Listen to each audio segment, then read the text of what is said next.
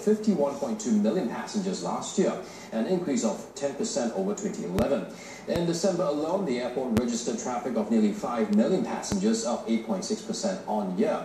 And analysts say Changi looks set to expand its aircraft handling capacity and will maintain its competitiveness.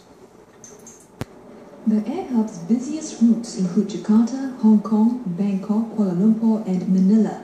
Flight movements rose 7.6% to almost 325,000 in 2012. Looking ahead, Changi Airport says it plans to further strengthen links to emerging markets like Russia and Africa.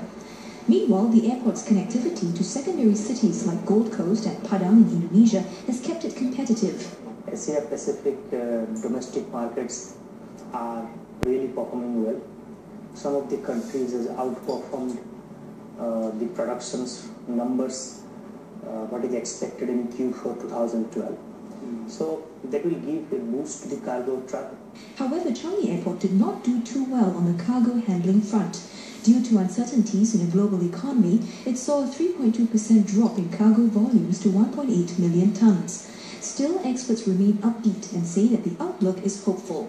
Attracting international transit passengers is one of the strategies Changi has clearly positioned as one of the best airports providing services to the transit passengers. Changi is at this moment trying to create certain positioning in the industry to attract new carriers and create this hub.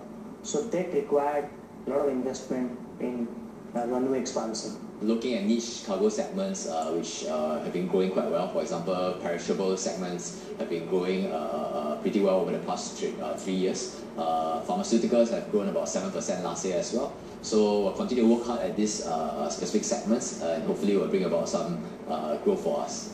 Last year, cargo transportation giant FedEx launched its new $97 million hub facility in Changi Airport.